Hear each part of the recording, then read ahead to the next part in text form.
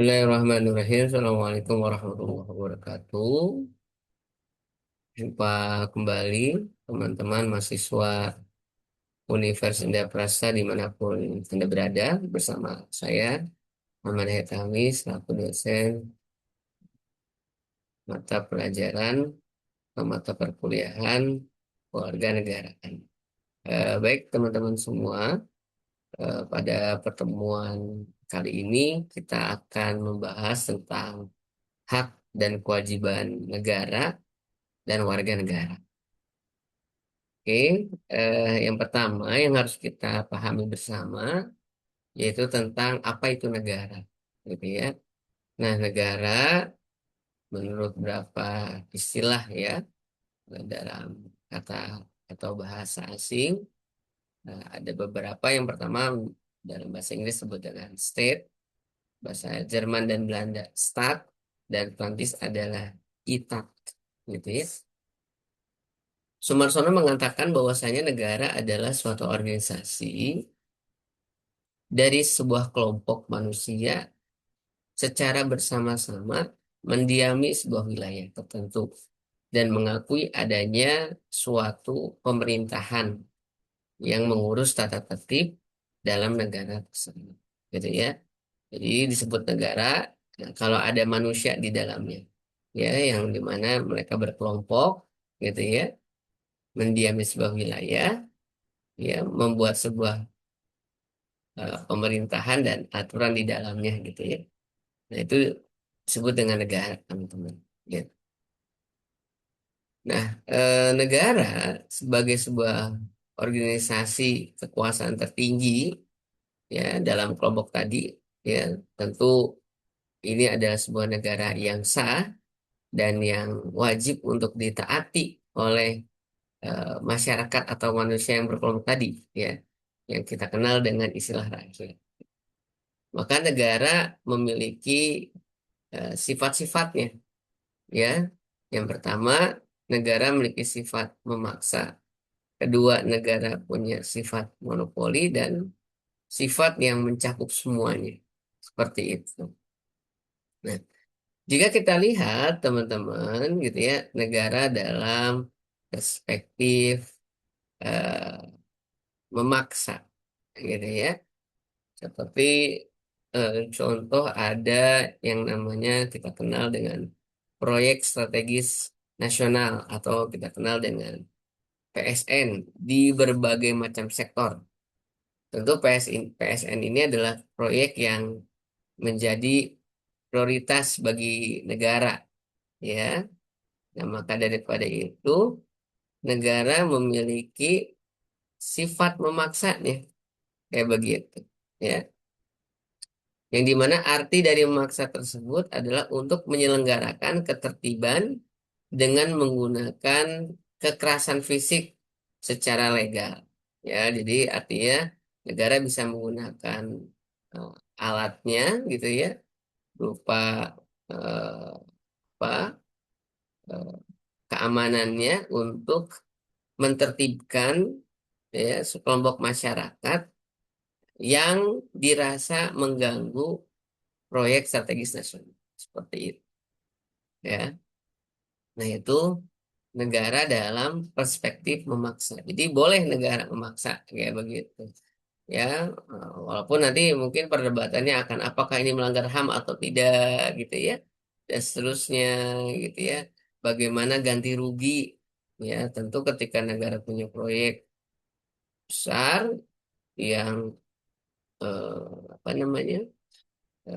Mengganggu hajat hidup masyarakat yang udah lebih awal tinggal di sana, makanya saya perhatikan bagaimana negara memberikan ganti rugi itu atas tempat wilayah yang selama ini mereka diami seperti itu, ya. Ya walaupun memang ya debatable kira-kira seperti itu teman-teman, tapi ya ini ya sisi lain dari negara yang harus kita ketahui. Dan PSN ini banyak sektornya, ada di pangan, energi gitu ya, dan sebagainya seperti itu. Nah, yang berikutnya, negara itu memonopoli. gitu ya. Artinya negara memiliki hak untuk menguasai hal-hal tertentu demi tujuan negara tanpa ada saingan atau tanpa adanya pesaing. Kayak begitu. Kalaupun misalnya ada pesaing, tentu pesaingnya eh, tidak boleh lebih besar daripada usaha negara itu sendiri gitu ya. Coba kita lihat misalnya ya di dunia perbankan misalnya. Ya, kita tahulah ada namanya Bank Himbara gitu ya. Ada Mandiri, BRI, BNI, ya. Ini kan bank-bank besar gitu ya di Indonesia, ya, seperti itu. Tapi nah, kita juga nggak boleh lupa ada bank-bank swasta selain tiga bank ini, atau kita sebut dengan bank berplat merah, kan kira-kira gitu ya. Nah, bank-bank swasta itu kayak BCA gitu ya, kayak apa Danamon ya, dulu ada Bukopin gitu ya, ada CIMB, ada lagi apa ya, banyak hal lah bank-bank di luar sana gitu ya, seperti itu. Nah, secara kedudukan tentu bank-bank berplat merah ini lebih tinggi kedudukannya dibandingkan dengan bank-bank yang lain. Ya, bahkan kita tahu tiga bank ini termasuk bank-bank yang menyalurkan ya baik bantuan sosial maupun bantuan dana pendidikan seperti itu. Ya. Lalu ada lagi misalnya di sektor telekomunikasi, ya ada Telkom. Telkom nanti punya produk ya di IndiHome kayak begitu.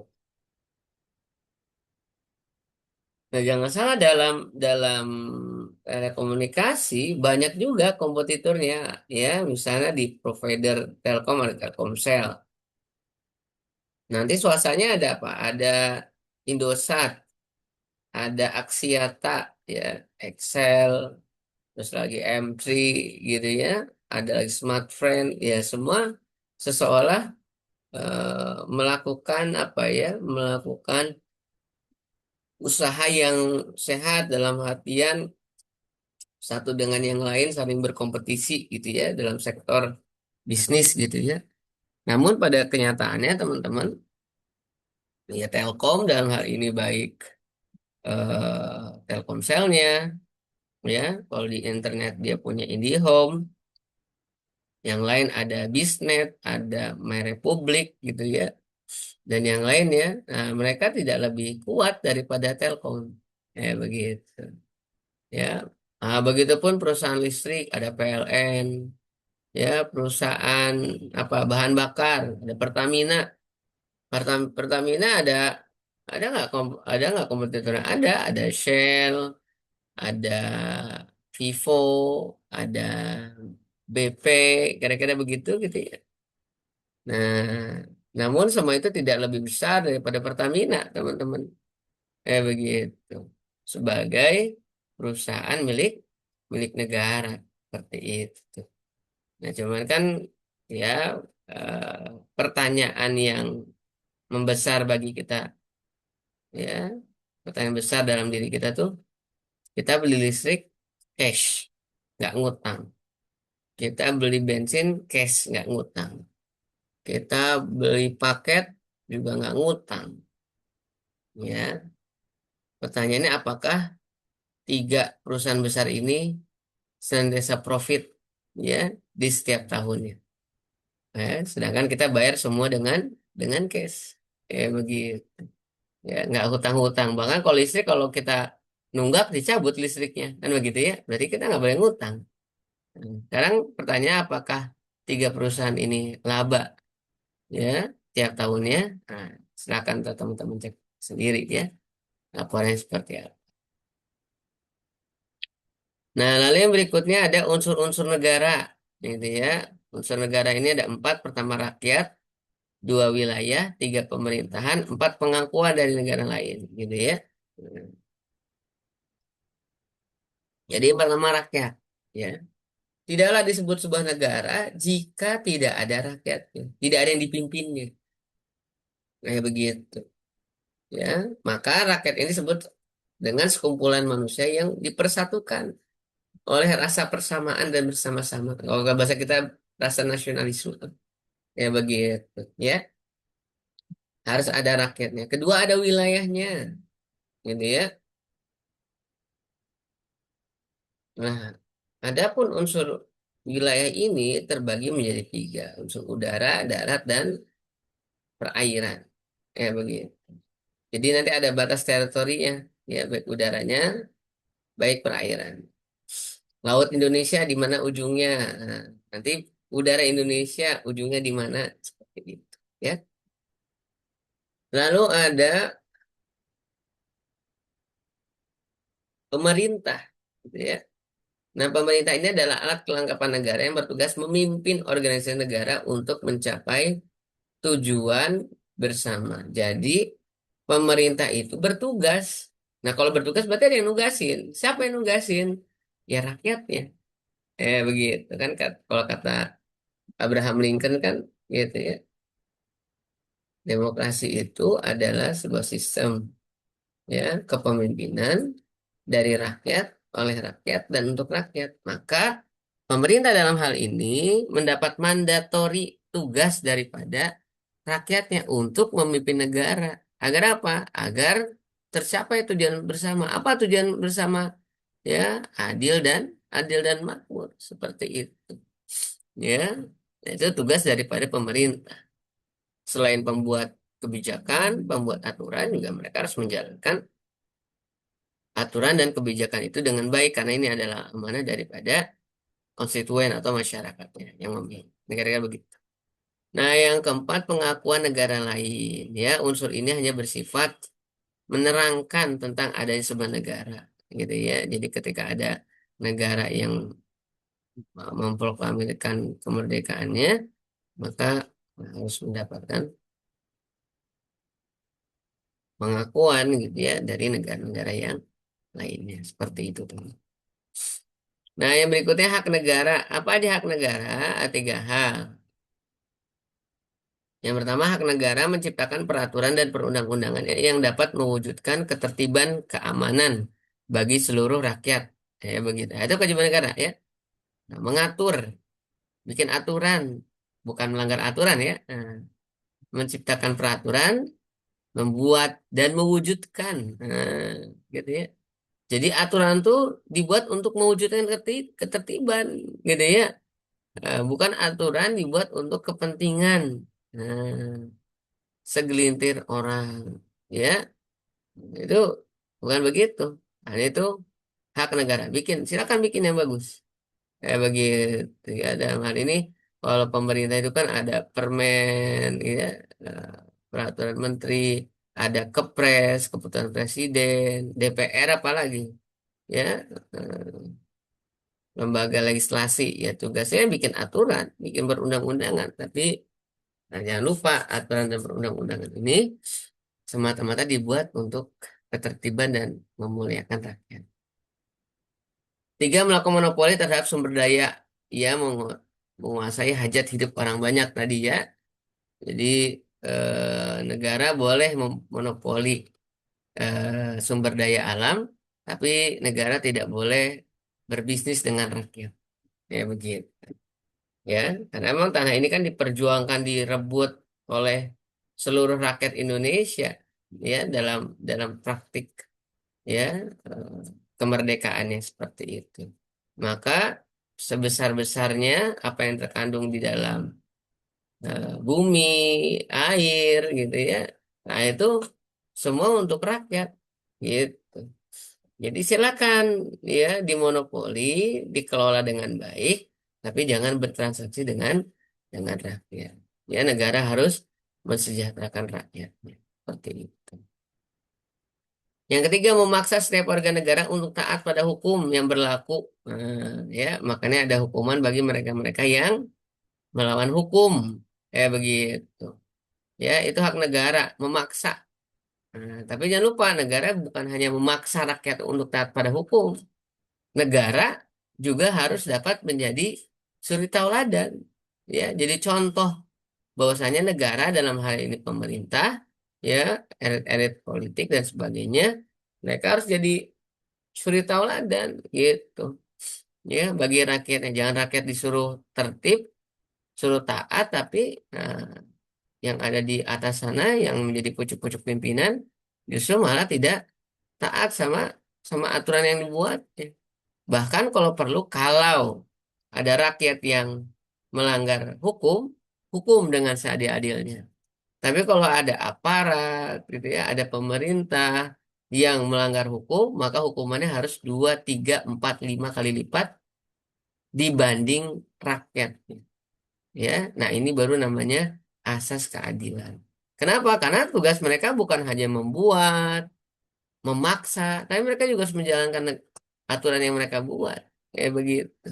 Ya, tentu aturan yang mereka secara normatif gitu ya, wajib ditaati oleh rakyat, betul. Rakyat salah dihukum, betul. Gitu ya. Tapi harus ada apa? Harus ada sudut pandang. Contoh, gitu ya. Nah, lalu berikutnya ada kewajiban negara. Apa aja kewajiban negara? Pertama, melindungi segenap bangsa Indonesia dan seluruh tumpah dari Indonesia tanpa terkecuali. Ya, nggak boleh ada diksi dia memilih, dia tidak memilih, enggak. Ya begitu. Seluruh ketika dia sudah terpilih, maka seluruh rakyat Indonesia adalah rakyatnya. Maka kewajiban dia adalah menjaga, melindungi seluruh rakyatnya. Gitu ya, termasuk wilayahnya dan seterusnya.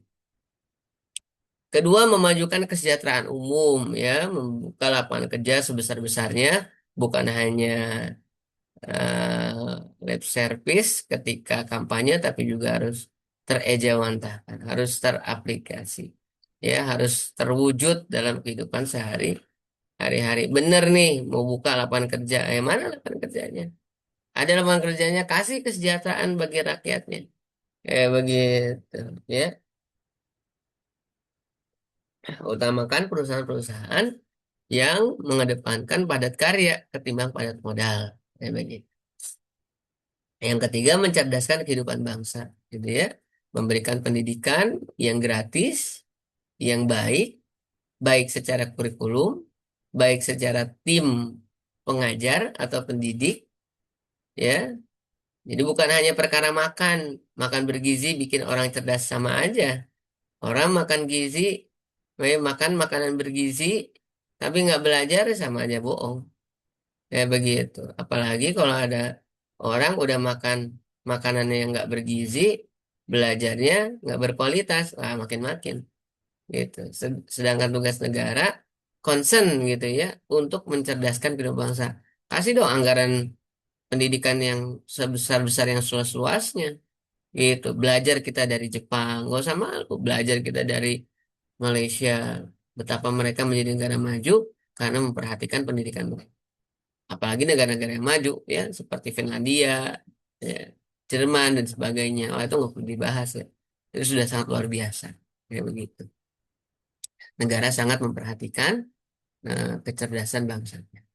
Empat, ikut melaksanakan ketertiban dunia berdasarkan perdamaian abadi dan keadilan sosial gitu ya. Nah, kita sebagai rakyat yang pernah terjajah, pernah dijajah, ya harus benar-benar memperhatikan ini gitu ya, karena ya penjajahan itu ya, tidak sesuai dengan pri kemanusiaan dan pri keadilan, maka kita wajib tertib dan ikut serta dalam perdamaian gitu ya. Walaupun kemarin beberapa anggota TNI ada yang syahid, insya Allah gitu ya, sedang menjaga perdamaian di Lebanon, malah diserang sama Israel gitu ya, mereka begitu. Nah, yang kelima, negara menjamin kemerdekaan tiap-tiap penduduk ya, memeluk agama dan kepercayaannya. Jadi negara menjamin kemerdekaan ya. Bahkan dalam dalam literasi Islam pun kan tidak ada paksaan dalam agama, la ikraha fiddin. Ya, silakan aja gitu. Ya, setiap rakyat, masyarakat berhak untuk menentukan, memilih agama apa yang ingin mereka peluk. Nah, setelah mereka sudah memilih agama yang mereka peluk, maka kewajiban mereka adalah tunduk, patuh, taat sama aturan agama yang sudah mereka pilih. Ya, nah itu termasuk pengamalan daripada sila yang pertama, ketuhanan yang Maha Esa. Jadi ketuhanan Maha Esa itu bukan hanya punya hak untuk memilih agama ya, tapi juga bertanggung jawab atas pilihan agama tersebut dengan menjalankan syariatnya seperti itu. Nah, lalu yang berikutnya kewajiban warga negara. Apa kewajiban warga negara? Gitu ya. Pertama, taat hukum dan pemerintah tadi ya. Nah, warga negara wajib menjunjung tinggi hukum, ya, dan pemerintah tanpa kecuali. Jadi apapun, ya, aturan pemerintah harus kita taati. Begitu. Tapi jangan salah, kita juga punya hak untuk mengkritisi gitu ya. Begitu. Membela negara, ikut serta dalam upaya membela negara, ya. Nah, jangan apa? Salah satunya, ya, nggak mesti semua angkat senjata, ya. Salah satu hal real yang bisa kita laksanakan atau kita lakukan dalam bentuk membela negara adalah dengan apa? Dengan mencintai produk-produk lokal, berbelanja ke tetangga. Nah, itu termasuk teman-teman bela negara, gitu ya. Ketiga, pertahanan dan keamanan negara, berpartisipasi dalam usaha pertahanan dan keamanan negara, gitu ya. Ya, negara bikin lowongan Komcat, Komandan Cadangan, ya silakan. Yang punya potensi doang, nggak semuanya harus jadi itu kan Komcat gitu ya. Berarti gitu. Tapi silakan yang punya interest untuk itu. Yang lain ya menjaga pertahanan lewat bidangnya masing-masing. Ada lewat sektor pertanian, ada lewat sektor perekonomian gitu ya, lewat perkebunan dan sebagainya, pertahanan pangan dan sebagainya gitu ya. Itu bagian daripada pertahanan dan keamanan negara. Yang keempat, bayar pajak gitu. Bayar itu pajak, pajak eh, penghasilan PPh satu kita bayar. Ya, pajak apa, belanja ada PPN, ya, ya begitu. Ya, bahkan tanpa kita sadari setiap beberapa aktivitas yang kita lakukan dalam transaksi itu juga mengandung pajak. Nah, kita bayar pajak. Nah, maka tugas negara adalah eh, memberikan feedback, ya, dari retribusi pajak yang kita keluarkan. Apa nih, ya, hal yang kita terima dari kita bayar pajak? Jalanan bagus, nggak boleh ada jalanan jelek, ya, lampu penerangan listriknya bagus seperti itu, sekolah bagus, ya begitu.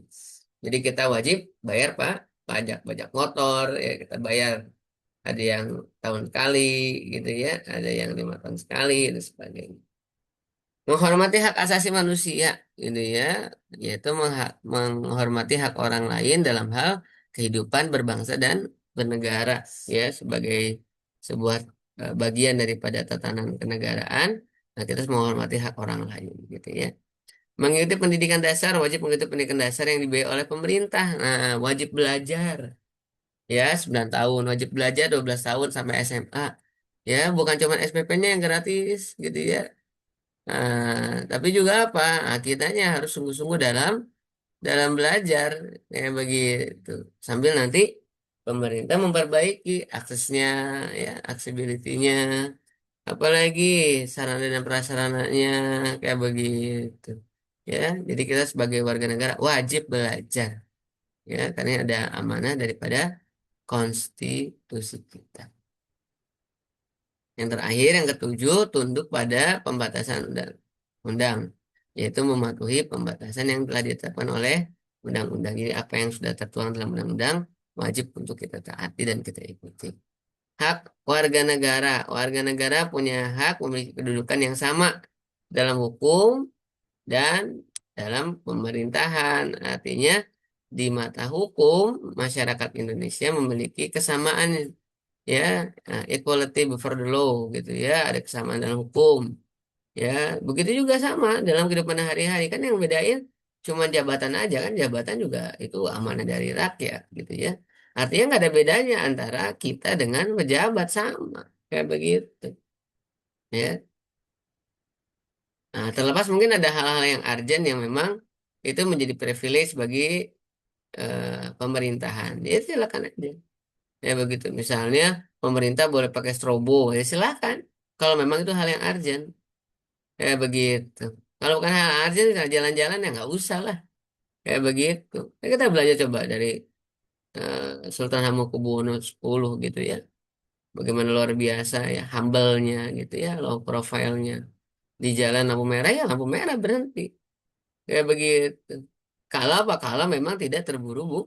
Buru-buru, kalau buru-buru ya silakan aja, panggilan, ya, urgent, pakai gitu, ya. Dan jangan memberikan ya privilege ini kepada orang-orang yang bukan eh, memiliki tugas dan tanggung jawab yang sama seperti pemerintah.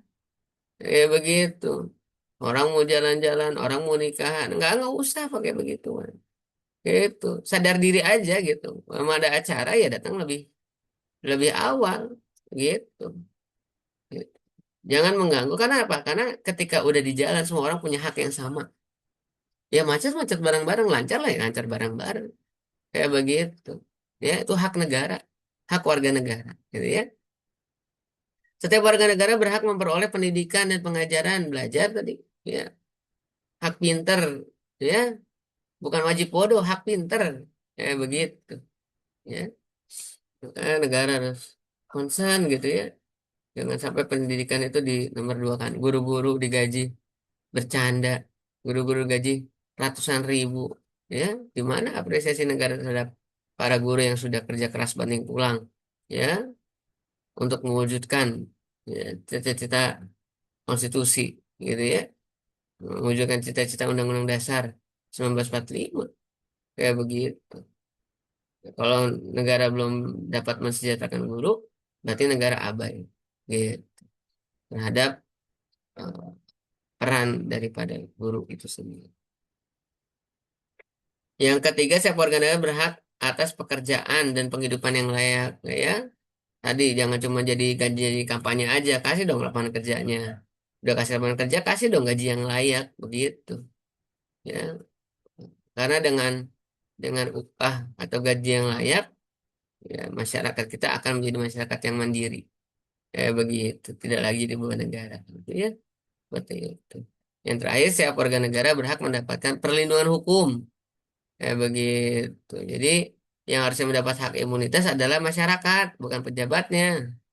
Ya pejabat salah tangkap ciduk udah penjarain gitu. Tapi kalau warga, masyarakat harus dapat hak imun, ya begitu. Ya, jadi nggak langsung ujuk-ujuk, mentang-mentang rakyat biasa, jak ciduk aja, ya begitu. Ya. Oke, baik teman-teman, mungkin itu yang bisa saya sampaikan ya untuk pertemuan kita kali ini. Gitu ya, semoga ada manfaatnya. Dan sampai jumpa di pertemuan yang akan datang.